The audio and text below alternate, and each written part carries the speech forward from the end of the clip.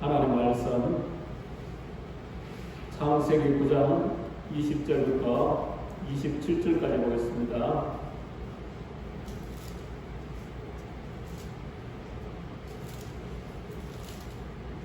창세기 9장 20절부터 27절입니다.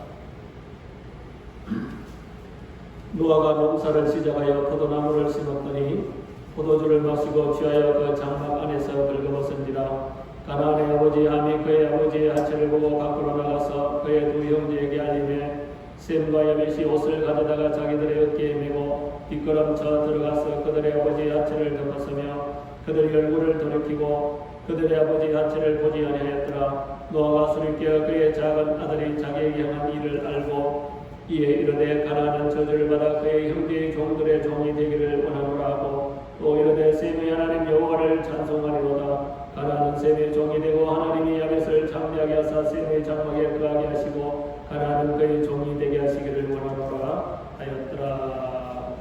아멘.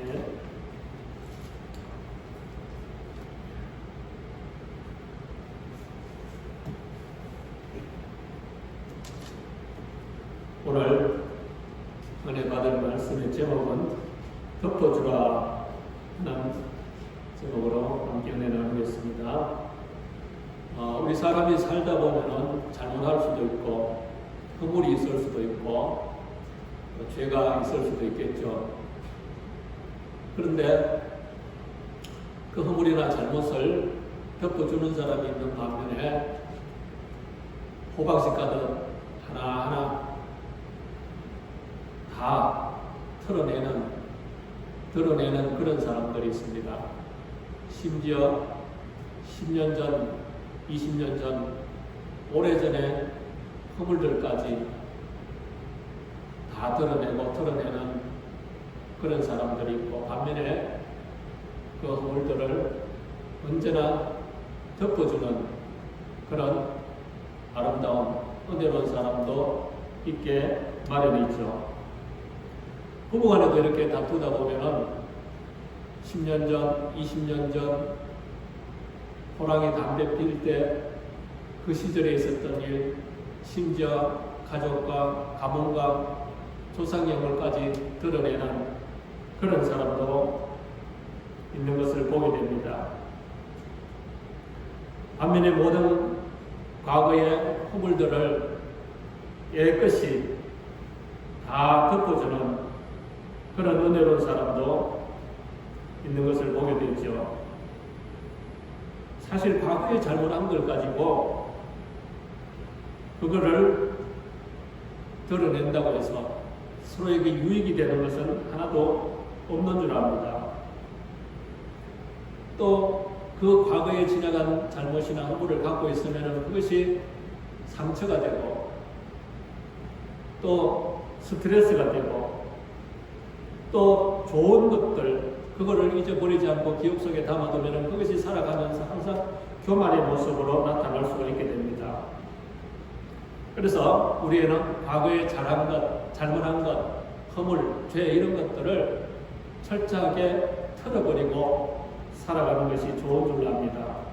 내 것만 그러지 않고 다른 사람의 것까지 다 잘 털어버리고 정리하고 살아가는 것이 앞으로를 살아가는 그런 미래를 살아가는 데 있어서 참 복된 일인 줄로 믿습니다. 우리가 지금은 힘들지만은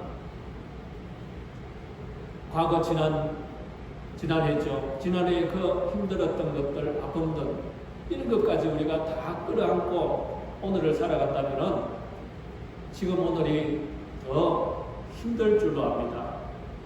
과거의 것을 잊어버리지 않고 털어버리지 않고 그렇게 살아가면은 그것이 결국 병이 되고 또 스트레스가 되고 서로의 관계를 끊어버리는 그런 은혜롭지 못한 일이 될 줄로 압니다. 마태복음 6장에 우리가 잘 아는 말씀이 나옵니다. 6장 34절에 보면은 그러므로 내일을 위하여 염려하지 말라. 내일 일은 내일이 염려할 것이요 한날 괴로움은 그날로 족하니라.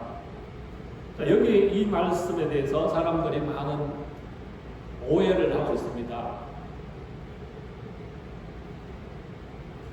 내일 일은 내일이 염려할 것이요 이렇게 기록이 되어 있는데 사람들은 내일 일은 내일 염려할 것이요 이렇게 잘못 오해를 하고 있습니다.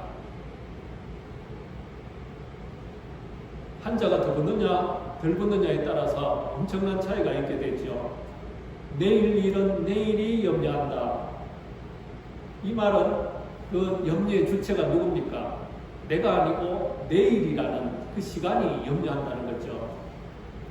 그리고 내일 일은 내일 염려할 것이요 이렇게 만약에 성경이 기록되었다면 내일 일은 내일 가서 염려한다. 염려의 주체가 내가 되는 거죠. 그러니까 오늘도 염려하고 내일 일은 내일 가서 염려하고 그러니까 우리는 계속해서 끊임없이 염려하라는 그런 말씀으로 이해하게 될 수밖에 없습니다. 그래서 오늘 염려할 거 오늘 염려하고 내일 가서는 내일 염려하고 내일 그 미리 당겨서 염려하지 않으니까 조금 도움이 될지 모르지만은 이 말은 계속해서 오늘도 염려하고 내일도 염려하고 모레도 염려하고 계속 염려하라는 그런 말씀이 되어버리죠. 그러나 오늘 성경 말씀에 보면은 내일 일은 내일이 염려하도록 하라. 속된 말로 내일은 내일 지가 염려하도록 내버려둬라. 오늘은 내가 지금 이 시간을 살아가고 있으니까 사람인지는 어차피 또 염려 안 할 수 없는 그런 가운데 살아가지만은 내일은 내일이 염려하도록 내버려둬라. 그러면 뭡니까? 오늘은 비록 내가 염려 가운데 살아가지만은 내일은 내가 염려에서 자유할 수 있는 그런 삶을 살아갈 수 있지 않나 하는 그런 말씀으로 우리가 이해할 수가 있습니다. 그리고 여기서 내일은 내일이 염려한다 그랬으니까 그 내일은 시간을 말하죠. 그 시간의 주체가 누군가? 주인공이 하나님이라는 말이죠. 우리가 달리 해석한다면 내일은 내일이 염려한다는 말은 네가 시간의 주인공이 아닌 네가 내일 살아있을지 죽을지도 모르는 네가 물론 내일 끝까지 당겨서 염려하지도 말아야 되겠지만은 내일이 된다고 해서 내일 그 시간의 주인공 대신 하나님을 젖혀놓고 네가 염려하지 말라는 시간의 주인 대신 하나님께 모든 염려를 맡겨라. 그런 말씀을 우리가 생각해 볼 수가 있습니다. 내일은 내일이라는 시간의 주인 대신 하나님께 맡기고 지나온 과거의 시간은 덮어버리랍니다. 오늘 제목이 덮어버리라는 것인데 특히 상대방의 잘못을 덮어줘야 합니다. 과거의 시간은 이미 우리가 사용해버린 시간이에요. 우리가 돈을 사용해버리면 그 돈에 대한 내 주권이 없어지죠. 물이 이미 엎질러졌으면 그 물에 대한 주권을 우리가 상실하게 됩니다. 우리가 지나온 과거의 시간에 잘못 사용한 것, 허물이 있었던 것, 죄가 있었던 것 이런 것들을 가지고 나 자신을 탓해서도 안 되고 또 지나간 그 과거의 시간을 붙들고 염려해서도 안 되고 다 덮어버리라는 거죠. 그리고 내 것만 그런 것이 아니고 다른 사람의 것까지도 다 덮어버리라는 겁니다. 지나간 시간은 죽은 시간이에요. 흘러간 물과 같은 거예요. 흘러간 물은 물레 방아를 돌릴 수가 없다는 말이 있죠. 그 힘이 없는 죽어버리는 그 무력한 과거의 시간에 이루어진 그 잘잘못을 가지고 서로 상처 주고 그렇게 하지 말라는 거예요. 덮어버리라는 거예요. 그래서 오늘은 덮는 얘기를 좀 하려고 합니다. 덮는다는 표현은 사물을 덮는다, 허물을 덮는다, 죄를 덮는다 이렇게 좋은 의미로 사용되는 것을 볼 수가 있습니다. 본문을 보면은 노아 홍수 후에 노아가 포도나무 농사를 지어서 포도주를 지나치게 많이 마신 후에 취해서 벌거벗고 누워있는 장면으로부터 시작합니다. 사람이 술을 많이 먹게 되면 속에 열이 난다 그러죠. 열이 나면은 자연적 본능적으로 이렇게 옷을 벗게 되는 그런 모습들을 많이 보게 됩니다. 세 아들 중 막내 함이 아버지가 벌거벗은 걸 보고 밖에 나가서 그 형들에게 알립니다.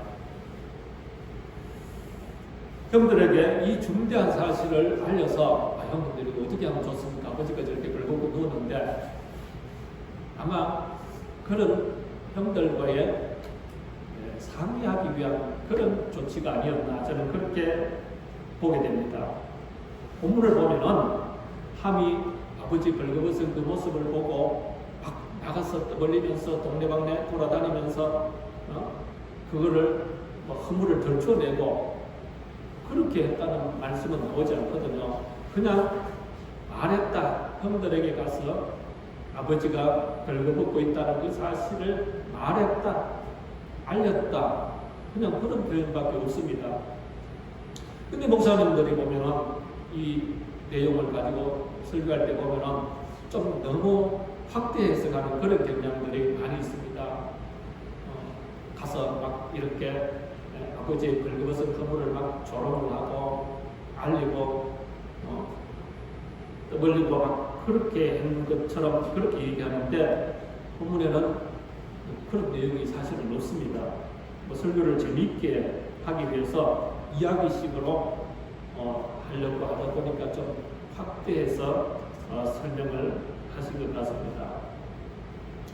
셈과 여벳은 옷을 가져다가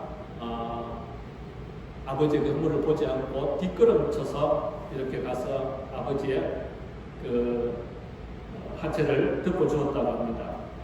그래서 노아는 이제 술이 깬 후에 이 사실을 알고 막내 함에게 이런 저주를 합니다.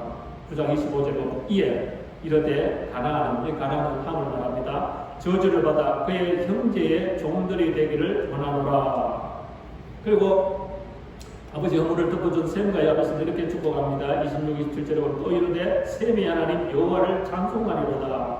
가나안은 셈의 종이 되고 하나님이 야벳을 참되게 하사 셈의 장막에 거하게 하시고 가나안은 그의 종이 되게 하시기를 원하노라. 본 내용을 보면은 좀 지나치다, 심하다 그런 생각이 들게 됩니다. 왜냐하면은 남도 아니고 가족들 또 부모 자식 간에 그것도 남자들끼리 말이죠. 벌거벗은 모습을 보았다, 덮어줬다 이런 걸 가지고 막 저주를 하고 또 엄청난 축복을 하고 너는 형제들의 종이 되라 이런 저주를 하고 또 셈과 야벳에게는 너는 찬송이 되게 하고 찬송이 되게 한다는 뭡니까? 찬송이라는 말이 들어가면 이거는 인간에게 쓸 수 없는 그런 단어죠. 그러니까 하나님과 관계된 그런 단어입니다. 네가 찬송이 된다는 말은 네가 막 하나님처럼 신처럼 높임받는 그런 의미는 아니겠죠. 셈의 후손에서 메시아라는 영광받으실 찬송받으실 주님이 오신다는 그런 엄청난 축복의 말씀으로 우리가 이해하면 될 것 같습니다. 그리고 야벳에게는 하나님이 참되게 하는 그런 복을 주시겠다 말씀을 합니다.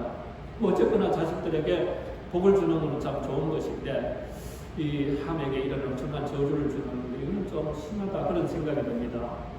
가족이 아닌 다른 사람이 만약에 벌거벗은 모습을 이렇게 알렸다든지 조롱했다든지 아니면은 이렇게 허물을 덮어줬다든지 그러면은 이보다 더 큰 가족들끼리도 이렇게 엄청난 저주와 축복이 있었는데 다른 사람이 그렇게 허물을 덮어주고 이렇게 알리고 그랬더라면 엄청난 더 큰 그런 축복과 저주가 있지 않겠나 그런 생각을 해봅니다. 그래서 본문은 문자 그대로 이해하면 우리가 오해의 소지가 참 많기 때문에 오늘 본문은 우리가 그냥 이야기 본문에 말씀한 그 스토리 얘기대로 문자대로 그렇게 보면은 안 되죠. 오늘 본문은 영적인 시각으로 보아야 우리가 이해할 수가 있습니다. 성경의 많은 부분들이 그렇습니다.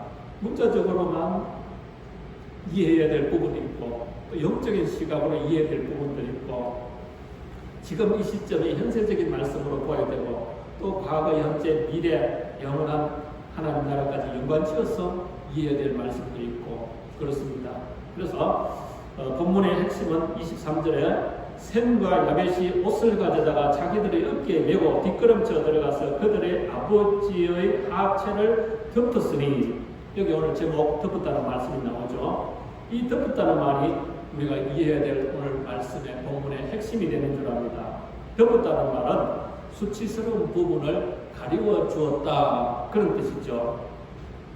덮어 주었다는 말을 영적으로 가장 잘 표현해내는 말이 중국말로 중국어로 의라는 그런 한자가 있습니다. 성경에는 이 의인이라는 이 말을 참 많이 사용하고 있고 우리 믿는 사람들도 참 많이 사용을 하고 있는 줄 압니다. 우리가 천국 가려면은 의인이 되어야 되는데 이 죄인이 의인이 되어야 우리가 갈 수가 있게 됐죠. 의인이라는 이 말은 종교개혁의 주어고 핵심이고 뿌리고 근원이라고 할 수가 있습니다.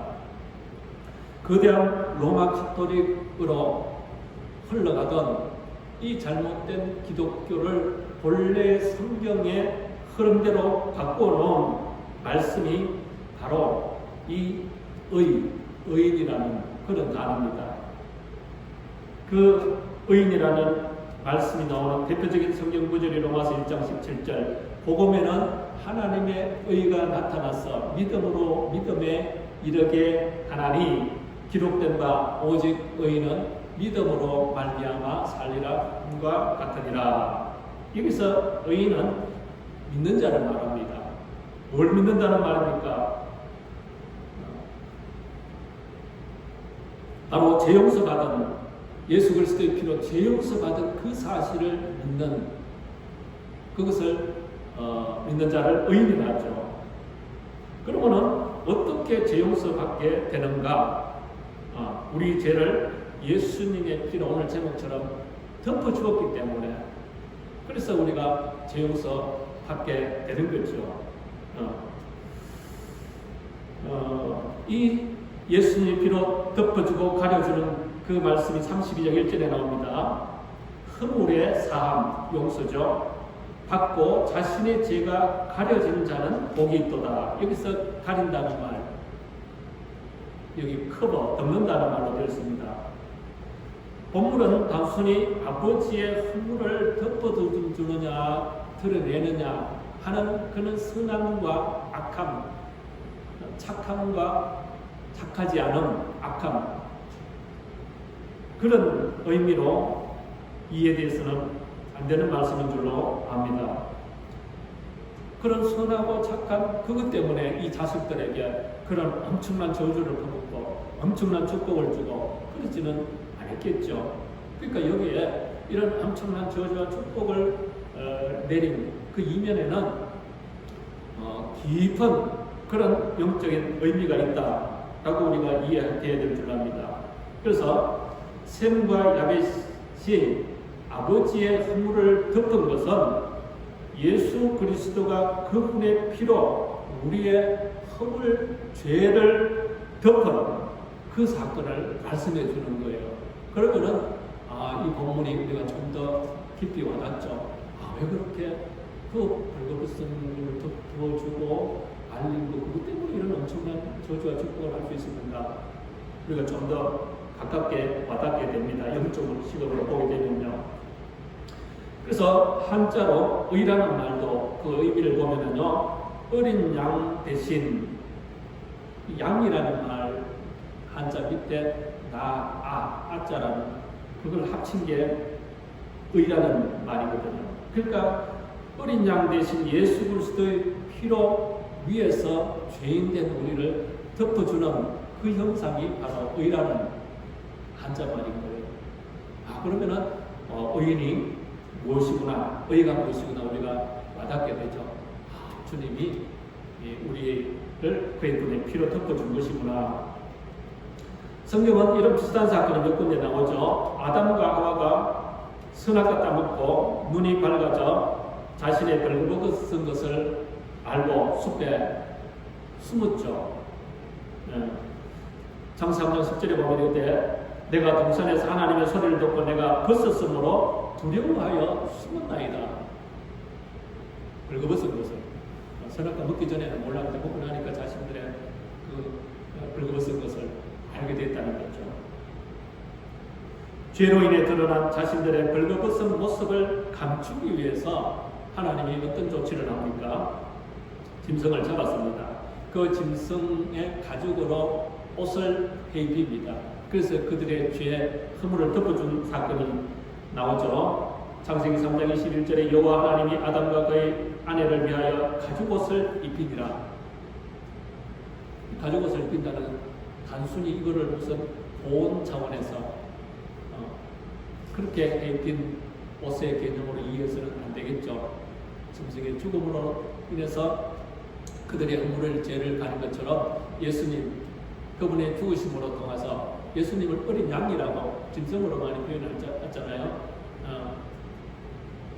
요한이 그러니까 예수님을 보고 보라 하나님의 어린 양이로다 그렇게 말씀을 했거든요. 그래서 어린 양 되신 주님의 그 죽으심으로 통해서 흘리신 그 피로 우리를 덮어준 그 영적인 사건을 의미한다고 볼 수가 있습니다. 룻기도 보면 비슷한 얘기가 나오죠. 룻은 모압이라는 그 이방 여인입니다. 이방인들하고 유대인들 그렇게 상종을 안 했죠. 신약 시대도 구약 시대도 그렇고.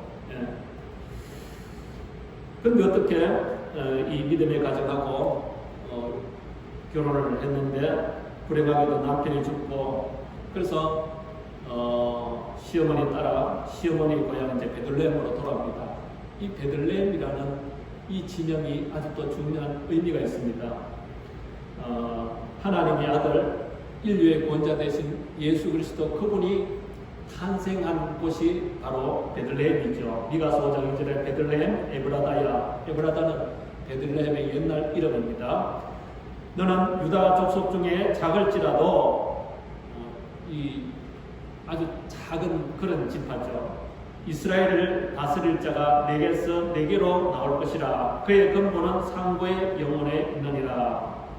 그래서 이 룻은 보아스라는 그 유지죠. 아주 부유하고 영광이 있는 보아스라는 청년과 이제 결혼하여 아들을 낳게 됐죠. 그 아들이 오벳인데 이 오벳이 다윗의 할아버지가 됩니다. 마태복음 1장 5절 6절에 보면은 살몬은 그 땅에서 보아스를 낳고 라합에게서 말합니다. 보아스를 낳고 보아스는 그에게서 오벳을 낳고 오벳은 이새를 낳고 이새는 다윗 왕을 낳으니라. 다윗은 우리의 아내에게서 솔로몬을 낳고 그리고 룻은 자신이 이방 여인이고 또 이미 결혼했던 여자입니다. 그리고 그 당시 상황에서도 보면은 상당히 허물이 있는 그런 여인이죠. 그런데 감히 예수님의 가문이 될 그 청년과 결혼한다는 것이 말이 되지 않습니다. 그래서 이 여인은 보아스가 타작 마당에 누워 잠잘 때 그 발밑에 누워서 이렇게 말합니다. 루기 3장 5절 이르되 내가 누구냐? 하니 대답하되 나는 당신의 여종이 오니 당신의 옷자락을 펴 당신의 여종을 덮으소서. 이는 당신의 기업 물을 자가 됨이니라 하니 당당하게 나서서 당신 나하고 결혼해 주시 이렇게 원하고 그 타작할 시점에 이제 타작 마당에 누워서 자고 있는 보아스의 그 발 밑에 거기 가서 당신의 옷자락으로 나를 덮어줘서 뭐 새벽쯤 됐겠죠. 그러니까 추우니까 날 좀 덮어달라는 그런 의미는 아니겠죠. 이것도 우리가 영적으로 이해됩니다. 앞에 우리가 그 셈과 야벳 이 얘기하고 같이 연결지어 생각해 보면은 당신의 옷자락으로 나를 덮으소서. 이불로 덮어달라는 게 아니라 당신의 옷자락. 그러니까 보아스의 옷이죠. 그러니까 보아스 당신이 나의 이 허물을 좀 덮어 주십시오. 내가 허물이 많고 비록 이방 여인이고 이미 한번 결혼했던 여인이고 이런 허물이 많지만은 당신이 내 모든 허물을 덮어 주시고 나를 당신의 아내로 삼아주소서, 그런 의미가 됩니다. 그래서 보아스는 덮어주었습니다. 그리고 이 여인은 자신의 아내로 삼게 됩니다. 그리고 이 여인은 바로 다윗 왕의 할머니가 되고 예수님의 조상이 되는 그런 영광을, 축복을 누리게 되는 거지요. 만약에 그 보아스가 덮어주지 않았더라면 그는 그냥 평생을 홀로 그냥 이름도 없이 그렇게 살았어야 할 참 불행한 여인이었지만은, 자기 인생도 물론 개인적으로 행복했지만은 자신의 몸으로 구원자 되신 예수 그리스도의 조상 되실 그 자녀를 출산하는 엄청난 복을 누리게 된 거지요. 바로 보아스가 덮어주었기 때문에. 여기서 이 여인 룻은 뭐 자랑은 없습니다만, 물론 이렇게 겸손하고 시험을 잘 섬기고 믿음 있는 건 중요하지만 결정적으로 보아스가 덮어주지 않았다면 안 될 일이죠. 우리도 하나님의 은혜로, 하나님이 나의 허물과 죄를 덮어주었기 때문에 하나님의 은혜로 천국 갈 수 있는 그런 복을 누리게 된 줄 압니다. 예수님이 우리의 죄를 그의 피로 덮어주었기에 제등을 우리가 감히 하나님의 자녀, 천국 백성이라는 이 영광스러운 복을 누리게 된 겁니다. 의인이라는 것은 우리가 한마디로 예수님의 피로 덮임 받은 백성, 그렇게 말할 수가 있습니다. 이 놀라운 덮어줌의 은혜를 우리가 받은 거지요. 여기서 끝나면은 우리 신앙생활 인생이 1절에 불과합니다. 찬송 같은 데 대부분 노래 1절만 있는 그런 찬송이나 노래는 없죠. 적어도 2절, 3절 쭉 있습니다. 그래서 우리는 하나님의 은혜로 덮임받는 그런 은혜를 받았습니다. 이제 우리가 덮어줘야 되겠죠. 우리가 뭐 예수님처럼 내 피로 뭐 너의 죄를 상하게 덮어줄 그런 은혜를, 복을 끼칠 수는 없지만 우리 삶 속에서 허물을, 죄를, 약함을, 부족함을 덮어줄 수 있는 그런 은혜로 살아야 됩니다. 왜? 내가 그런 엄청난 은혜를 받았기 때문에. 요셉은 자신을 죽이려 하고 노예로 팔아버린 형들의 죄를 끝까지 덮어주었습니다. 형들만 덮어준 게 아니고 그 형들의 후손들까지도 다 자자손손 이렇게 덮어주고 복을 끼치는 그런 축복의 사람, 덮어주는 사람이었습니다.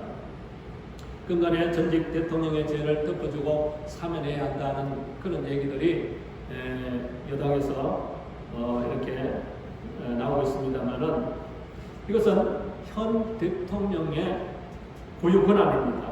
뭐 대통령뿐만 아니고 심지어 사형수를 할지라도 대통령의 그 특별 사면권으로 그들을 사형에서도 면해줄 수 있는, 그래서 광복절이나 뭐 3.1절 뭐 특별한 날이 되면은 대통령의 이름으로 많은 죄인들 이렇게 사면해주는 그런 모습들을 보게 됩니다. 늘 있는 게 아니고 자기가 대통령이라는 그 권세직이 있을 때에만이 할 수 있지, 내려오면은 그런 권세가 없습니다. 내가 살아가면서 내게 조금이라도 주어진 그런 힘이나 권세가 있을 때에 나보다 약한 자, 허물이 있는 자, 부족한 자, 이런 자들을 덮어줄 수 있는 그런 덮어줌의 은혜가 있는 그런 축복의 사람이 되어야 될 줄로 믿습니다. 오늘 이 덮어주라는 이 말씀의 제목을 생각하면서 지금까지 우리가 덮어주지 못했던 것들을 돌아보면서 앞으로 이제 덮어주면서 살아가는 그런 복된 성도의 삶이 되기를 주님 이름으로 축원합니다.